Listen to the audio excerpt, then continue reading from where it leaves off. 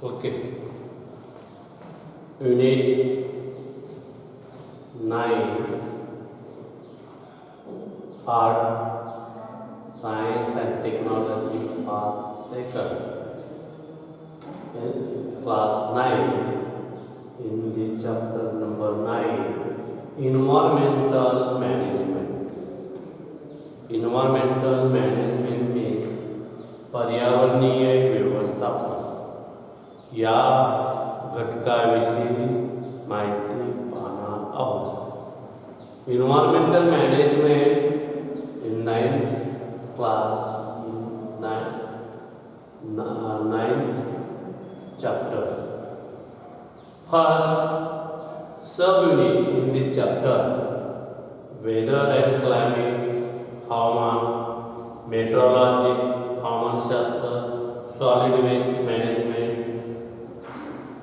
घन कचऱ्याचे व्यवस्थापन, डिझास्टर मॅनेजमेंट, आपत्ती व्यवस्थापन या घटकाविषयी आपण या पाठामध्ये पाहणार आहोत. त्या अगोदर कॅन यू रिकॉल थोडे आठवा.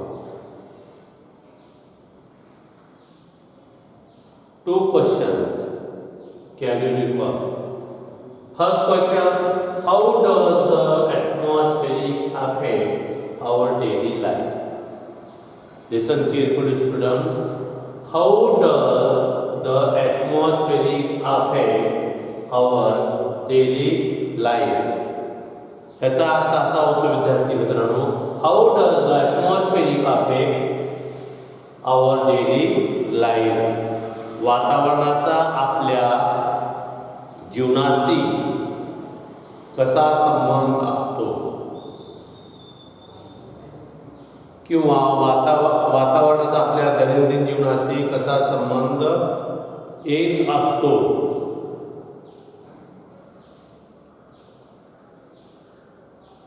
या ठिकाणी in this question answer listen carefully students. The climate surrounding us has great impact on our daily life. The climate surrounding us has great impact on our diet, clothing, festivals, health, lifestyle, etc. all are related to the climate condition around us.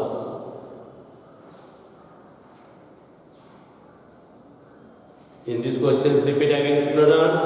The climate surrounding us has great impact on our life, our diet, clothing, festivals, health, lifestyle, etc. are all related to the climate condition around us. याचा मराठी अर्थ असा होतो विद्यार्थी मित्रांनो, वातावरणाचा आपल्या दैनंदिन जीवनाशी अनेक प्रकारे संबंध येतो. वातावरणाचा आपल्या दैनंदिन जीवनाशी अनेक प्रकारे संबंध येतो. तो संबंध म्हणजे आपला आहार, आपले कपडे, सणावार, फेस्टिवल्स म्हणजे सणावार, वेगवेगळे सण असतात पाहिजे. त्या वेगवेगळे सणावारला वेगवेगळे सणवार असतात.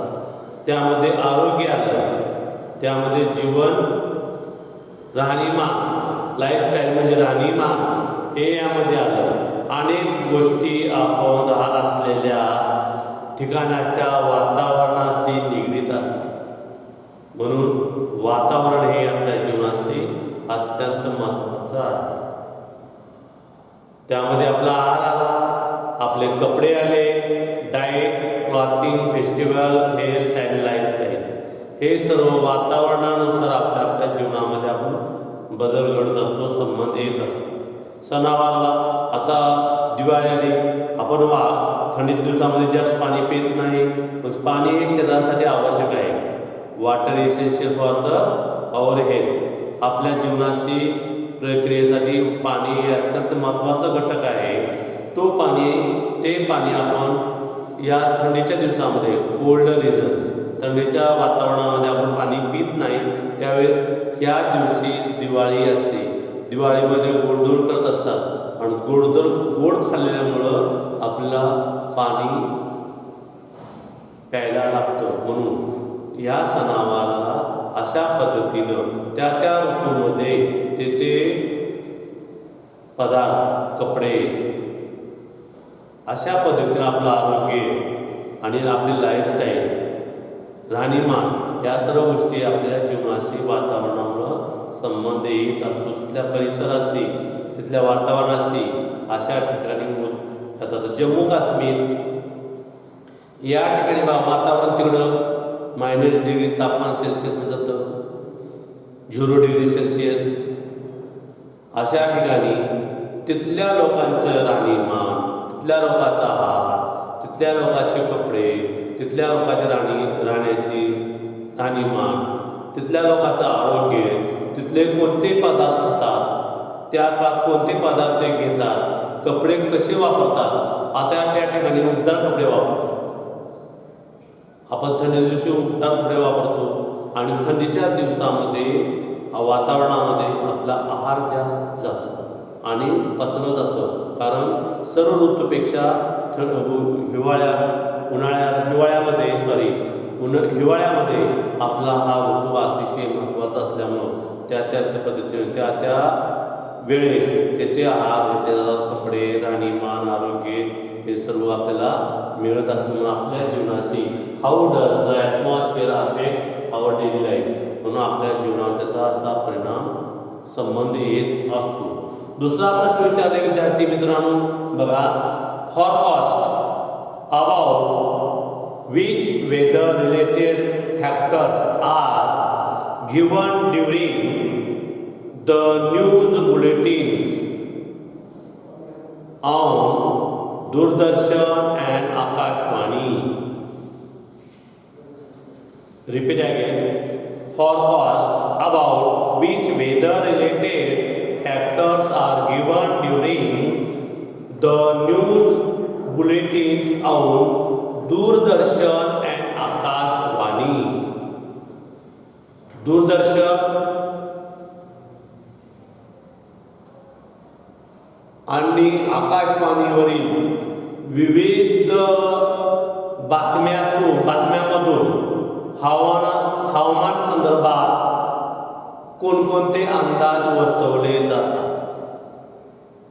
दूरदर्शन, आकाशवाणीवरील विविध बातम्यांमधून हवामान संदर्भात कोणकोणते अंदाज वर्तवले जातात. म्हणजे आकाशवाणी आणि दूरदर्शन या माध्यमातून, दूरदर्शन म्हणजे TV, आकाशवाणी म्हणजे आपल्या सकाळी 7:30ला, 6:30ला, 5ला अशा ज्या बातम्या लागतात त्या बातम्यातून आपल्याला या अंदाज वर्तवला जातो. All the media give forecast about weather. All the media give forecast about the weather. सर्व प्रकारच्या माध्यमातून हवामानाचे अंदाज दिले जातात. सर्व प्रकारच्या माध्यमातून, आकाशवाणी आलं, दूरदर्शन आलं, न्यूजपेपर आलं, या सर्व गोष्टी आपल्याला या माध्यमातून मिळत असतात. The views of regional humidity and temperature are declared daily long with the forecast for the rains. स्थानिक परिसरातील आर्द्रता आणि तापमान सांगितले जातात. तिथलं तापमान कसं आहे, तिथं वातावरण कसं आहे, दमट आहे, कोरडा आहे, तापमान उच्च आहे, कमी आहे, असे आपल्याला सांगितलं जातं. उन्हाळ्यामध्ये तापमान 45-46 डिग्री सेल्सिअस जातं, तेव्हा आपल्याला अतिशय उष्णता जाणवते. नेक्स्ट आहे if it is raining, the measurement of rainfall are also given. बघा, पावसाचे अंदाज सांगितले जातात. त्यानुसार शेतकरी आपली धान्य खते वगैरे करतो. यंदा पाऊस जास्त आहे, यंदा पाऊस कमी आहे, असे अंदाज वर्तवले जातात विद्यार्थी मित्रांनो. आणि पाऊस पडत असेल तर पर्जन्यमान किती होते हे सांगितले जातं. पर्जन्यमान अंश सेल्सिअसमध्ये हे पाऊस मोजला जातो. या ठिकाणी त्याचं पर्जन्यमान किती झालं, ते किती डिग्री सेल्सिअस पाऊस पडला, किती डिग्री सेल्सिअस किंवा आपण किती पाऊस पडला हे अंदाज आपण या ठिकाणी सांगितला जातो. या ठिकाणी इफ सायक्लॉन स्ट्रॉंग आणि heavy downpour is likely the citizen are given information about and warning have been issued to all. Cyclone, वादळ, चक्रीवादळ, मुसळधार पाऊस हे पडणार आहे, नदीला महापूर येणार आहे, नदीकडचे गाव आढळून आहेत, किंवा सुनामी, समुद्रामध्ये भूकंप होणार आहे, म्हणजे सुनामी, मोठ्या मोठ्या लाटा तयार होणार आहेत तेव्हा, किंवा पाऊस पडत आहे, वातावरण समुद्रकिनाऱ्याचं वातावरण दमट असतं, त्यामध्ये मोठ्या लाटा तयार होणार आहेत, त्यावेळेस मच्छीमाराला आपण सांगतो की मच्छीमाराला समुद्रामध्ये जाऊ नये, कारण वातावरण व्यवस्थित नाही, लाटा तयार होणार आहे, मोठं चक्रीवादळ येणार आहे, तेव्हा मच्छीमाराने समुद्रामध्ये मासे मारण्यासाठी जाऊ नये. असे आपण अनेक न्यूजपेपर, दूरदर्शन, आकाशवाणीवरून आपण हे सर्व सल्ले देत असतो. नेक्स्ट आहे ही सायक्लॉन स्ट्रॉंग और heavy downpour of likely the citizens are given information about and warning have been issued to all. सर्वांना जर एखाद्या वेळी वादळ, चक्रीवादळ किंवा मुसळधार पाऊस येणार असेल तर जनतेला आपण जनतेला त्याबाबत सावधतेचा सतर्कतेचा इशारा या ठिकाणी दिला जातो. म्हणून हे 2 प्रश्नाचं उत्तर या ठिकाणी मी तुम्हाला चर्चा केलेली आहे. तर तुम्ही त्या 2 प्रश्नाचे उत्तर आहे ते वहीमध्ये सोडवणं आवश्यक आहे विद्यार्थी मित्रांनो.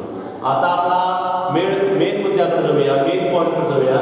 Sub unit weather and climate. यामध्ये हवामान. आता यामध्ये what is weather? Atmospheric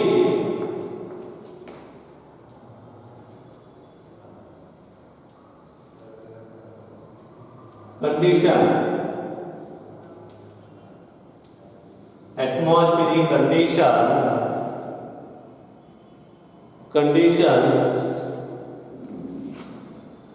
atmospheric conditions at a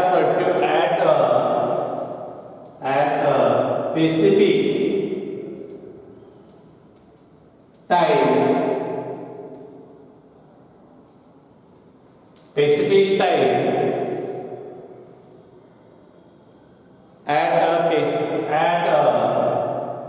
at a particular place.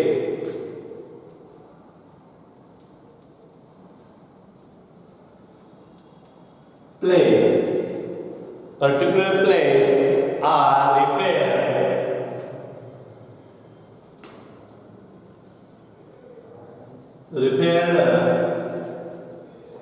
referred to us as known as weather.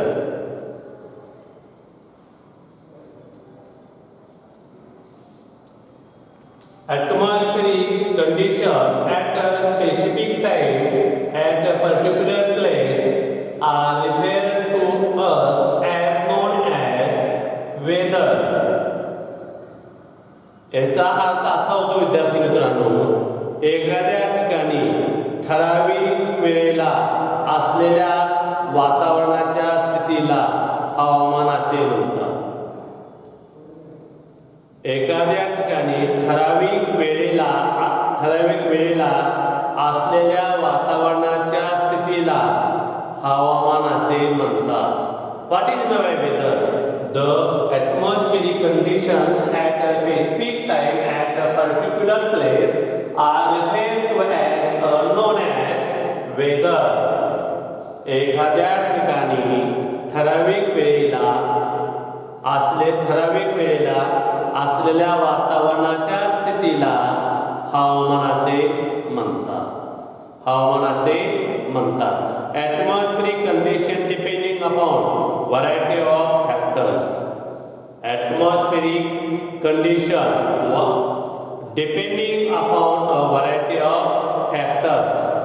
वातावरणाची ही स्थिती हवामानाच्या विविध घटकांवर अवलंबून असते. Atmospheric condition depend upon variety of factors. वातावरणाची ही स्थिती हवामानाच्या विविध घटकांवर अवलंबून असते. हे या ठिकाणी आपण पुढचा भाग या ठिकाणी आता पाहणार आहोत की variety atmospheric condition depending upon the variety of various factors. या ठिकाणी आपण फॅक्टर्स पाहणार आहोत किंवा ओघ तक्ता पाहणार आहोत. या ठिकाणी वेदर फॅक्टर्स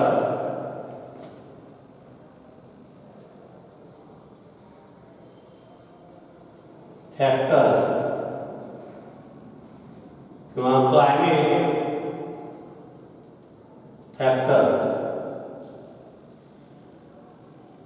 विद्यार्थी मित्रांनो, ह्या ओघ तक्ता किंवा फ्लो चार्ट आपल्याला हा कंप्लीट परीक्षेमध्ये 2 मार्कासाठी 4 मार्कासाठी हा पडलेला असतो.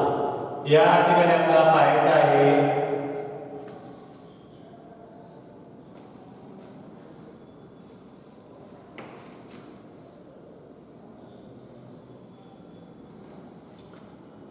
atmospheric pressure.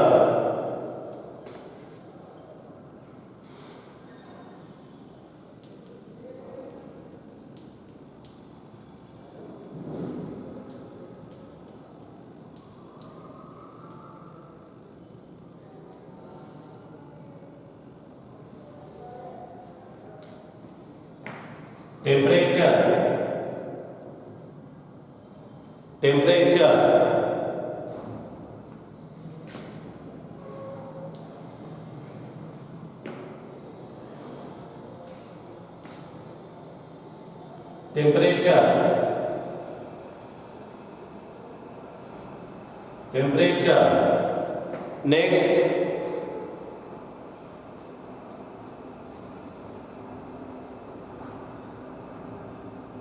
sunlight.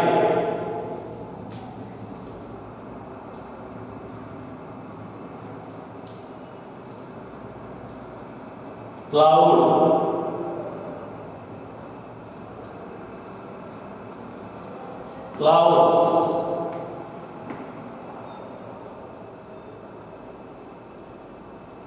Humidity.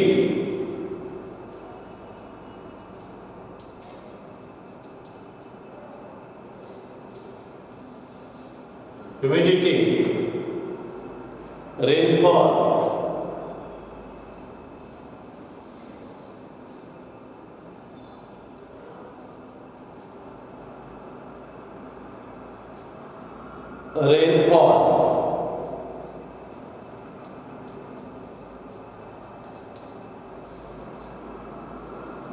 Visibility.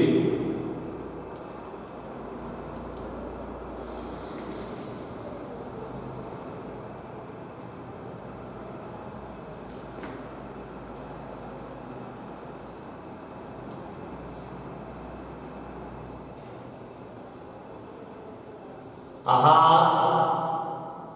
Weather related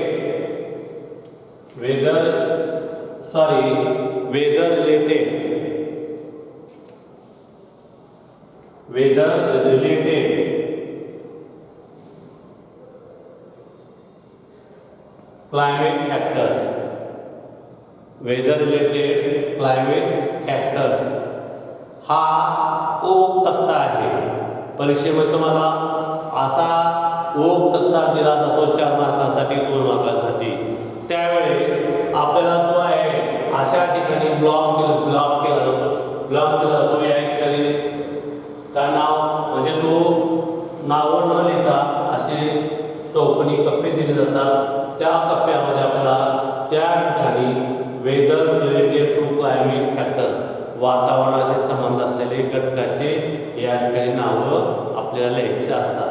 यामध्ये ॲटमॉस्फेरिक प्रेशर मीन्स वातावरणाचा दाब, सनलाईट सूर्यप्रकाश, क्लाउड्स ढग किंवा ह्युमिडिटी आर्द्रता, रेनफॉल पर्जन्य, विजिबिलिटी दृश्यता आणि टेम्परेचर वातावरण या घटकाविषयी आपल्याला असं मराठीमध्ये किंवा सायन्सच्या ह्या ओक तक्त्यामध्ये असं लिहायचं. सेमीच्या विद्यार्थ्यांसाठी हे असं लिहिणं आवश्यक आहे. तर मराठीच्या विद्यार्थ्यांसाठी वातावरणाचा दाब आहे,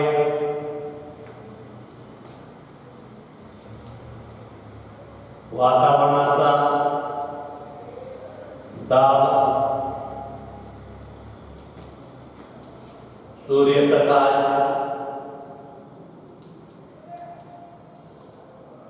ढगे आर्द्रता,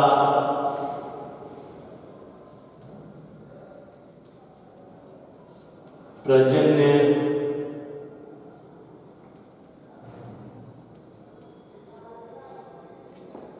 तापमान आणि दृश्यता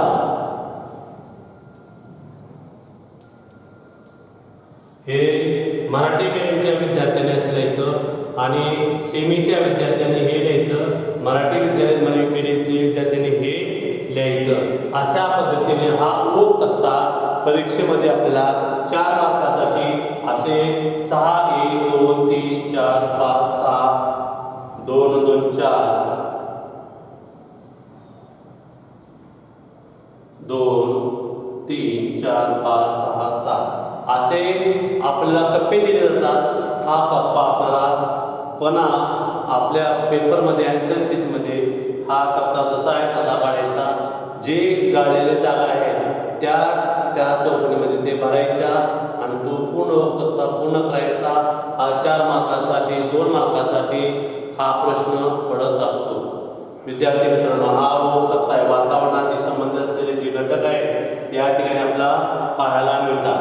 दुसरा प्रश्न असा आहे विद्यार्थ्यांनो, असा हे ओक तक्ता आपण या ठिकाणी कंप्लीट केलेला आहे. विद्यार्थी मित्रांनो,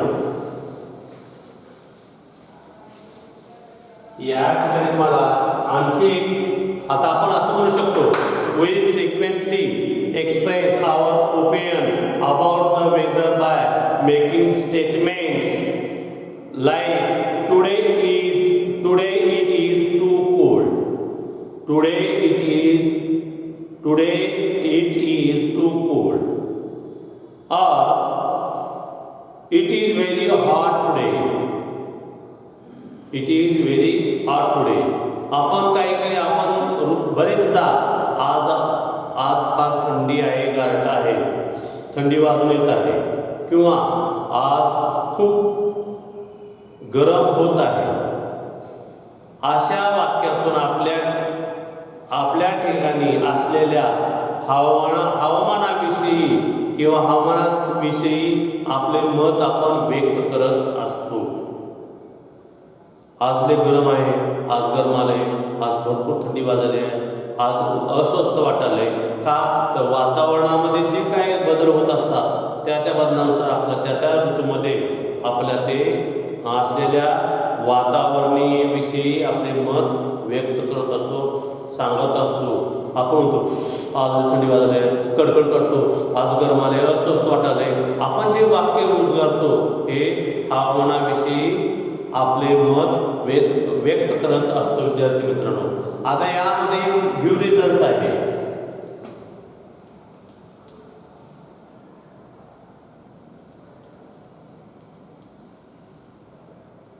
परीक्षेला पडते विद्यार्थी मित्रांनो. पुस्तकातले जे टेक्स्ट बुक्स आहे त्या टेक्स्ट बुक्स मधले जे गिव्ह रिझन्स आहेत ते परीक्षेला पडतात. म्हणून आपण सर्व पुस्तक वाचणे, पुस्तकातले टेक्स्टबुक मधले पुस्तकातले जे मधले गिव्ह रिझन्स असतात किंवा कारणे त्या मध्ये प्रश्न असतात ते वहीमध्ये सोडवणं आवश्यक आहे विद्यार्थी मित्रांनो. आता यामध्ये climate is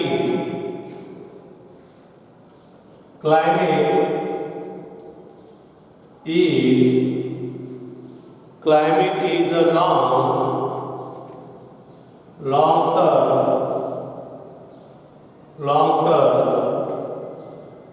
long term predominant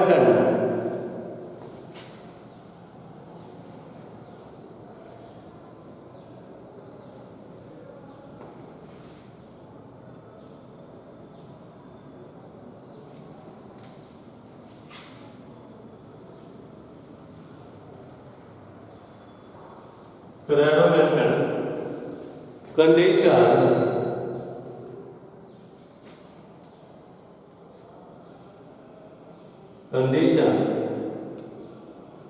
of the atmosphere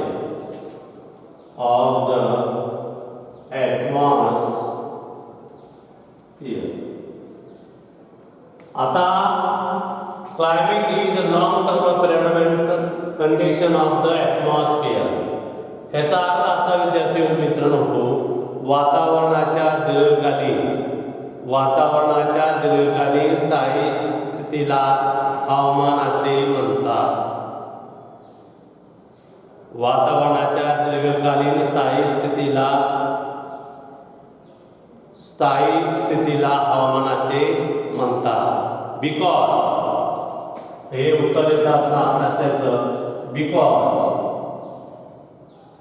because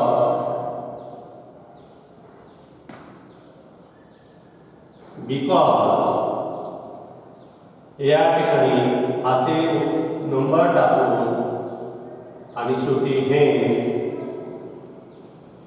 असं लिहिणं आवश्यक असतं. Because look at the climate weather depend upon the prevailing condition of the year. Weather depends upon the prevailing condition of the year. The climate, second point, the climate of particular region, the average of daily reading of various weather related parameters record for several years. Hence, climate is a long term predominant condition of the atmosphere. Repeat again. Weather depends upon the prevailing condition of the year. First sentence. Second sentence. It's the climate of particular region. The average of daily readings of various weather related parameter record for the several years. Hence, climate is a long-term parameter condition of the atmosphere. ह्याचा अर्थ असा होतो विद्यार्थी मित्रांनो, हवामान हे हवेच्या ज्या वेळेला स्थितीवर अवलंबून असते. हवामान हे हवेच्या त्या वेळेच्या स्थितीवर अवलंबून असते. दुसऱ्याचा अर्थ काय? हवामानाच्या विविध घटकाच्या दैनिक स्थितीचे वर्षानुवर्ष निरीक्षण व मोजमाप करून विशिष्ट कालावधीमध्ये काढलेली सरासरी म्हणजे त्या प्रदेशाचे हवामान होय. म्हणून वातावरणाच्या दीर्घकालीन स्थायी स्थितीला हवामान असे म्हणतात. हे गिव्हरेजन्स आपल्या पुस्तकामध्ये आहे विद्यार्थी मित्रांनो. त्यामध्ये पहा पहिल्याच पेजवर हे धड्याच्या पहिल्याच पेजवर आहे. तर हे आपण या ठिकाणी थांबूया. सर्व जो भाग समजला न समजला फोनवरून सांगू शकता. लिहिणं महत्त्व आहे, सोडवणं महत्त्वाचं आहे. या ठिकाणी थांबूया. पुढचा भाग पुढे तासात.